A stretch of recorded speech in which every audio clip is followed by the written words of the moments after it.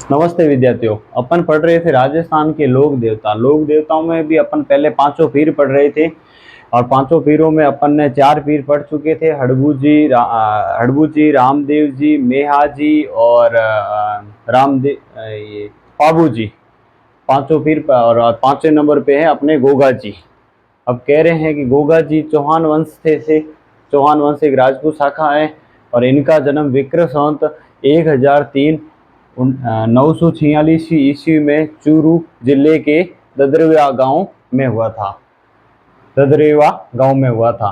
और तिथि थी देखो भाद्र कृष्ण नमी को, भाद्र कृष्ण नमी को हुआ था। और पिता जयवर सिंह थे और माता का नाम बाछल दे था। बाछल दे था, बाछल दे था, माता का नाम बाछल दे था। और गुरु का नाम गोरखनाथ जी था। गुरु का नाम गोरखनाथ जी था। रामदेव जी के गुरु का भी नाम गोरखनाथ जी था। और पत्नी केलम दे नाम था। पत्नी का नाम क्या था? केलम दे। और ये कोलूमंड, कोलूमंड कहाँ है? जोधपुर में है। और राठौड़ राजकुमारी थी। कैसी थी? राठौड़ राजकुमारी। और कहते हैं कि विवाह से कुछ दिन पहले केलम को सांप ने डस लिया था। और इस बात से गोगा जी क्रोधित होकर उन्होंने मंत्र पढ़े और सारे सांपों को कढ़ाई में लाके डाल दिया था। और इससे प्रारंभ होकर नाग देवता प्रकट हुए और गोगा जी ने खुद स्वयं केलम जी के जहर को, है ना, विष को मतलब निकाला था। और इसीलिए उनसे प्रभावित होकर इन्हें नागों के देवता भी कहा जाता है और अलग अलग नामों से भी जाना जाता है। आगे अपन पढ़ेंगे किस किस व्यक्ति ने इनको क्या क्या उपाधि दी। और इनके पुत्र भी हुए केसरिया कुंवर। केसरिया कुंवर इनके पुत्र थे और वो आगे जाके वो भी लोक देवता बने। इनके बारे में भी पढ़ेंगे। और इनके पोते कौन थे? सामंत चौहान थे। कौन थे? सामंत चौहान।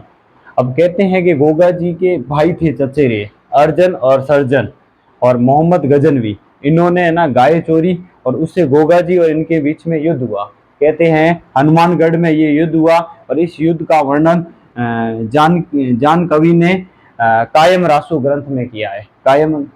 और इसमें गोगा जी वीर गति को प्राप्त हुए थे। और कहते हैं कि गोगा जी का शीर्ष जो पड़ा था ददरेवा चूरू में पड़ा था, तो वहाँ शीर्ष मेड़ी मतलब शीर्ष की पूजा की जाती है। और धड़ कहाँ पड़ा था?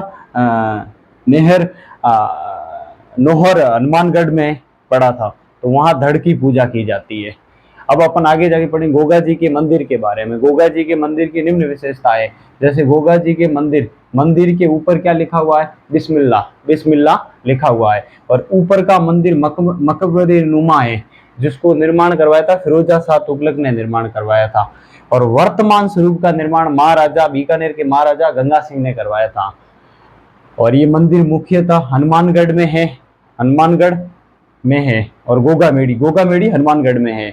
और इस मंदिर की एक विशेषता है कि इस मंदिर के पुजारी हिंदू भी होते हैं और मुसलमान भी होते हैं। ये कायम खानी मुसलमान होते हैं। कहते हैं कि ये कायम खानी गोगा जी चौहान के वंशज थे। इन्होंने मुस्लिम धर्म को अपनाने के कारण ये कायम खानी मुसलमान भी इनके पुजारी माने जाते हैं। और आगे अपन देखो, कहते हैं इनके उपनाम जहर पीर। जब इस युद्ध में ये इनकी मोहम्मद गजनवी और गोगा जी के बीच में ये युद्ध लड़ा गया, तो इस युद्ध में इन्होंने मोहम्मद गजनवी ने ही इनको जहर पीर की उपाधि दी थी। और इन्हें जिंदा पीर भी कहा जाता है, सांपों के देवता भी कहा जाता है, या गोगा पीर भी कहा जाता है। और किसान जब हल जोतते हैं तो 9 राखी के धागे बांधते हैं, तो इसे गोगा राखड़ी भी कहते हैं किसान। और इनकी घोड़ी नीली थी, जिसे गोगा बप्पा भी कहा जाता है। और कहते हैं गोगा जी का मंदिर अधिकतर गांव में खेजड़ी वृक्ष के नीचे होता है। और इनमें सांप की मूर्ति होती है और व्हाइट संगमर की मूर्ति पर सांप का फोटो होता है, सांप की प्रतिमा होती है। अब जागरण में डमरू आदि यंत्र का प्रयोग किया जाता है और इनका नित्य सांकल नृत्य होता है। जैसे थाली नृत्य पाबू जी का था, इनका सांकल नृत्य था।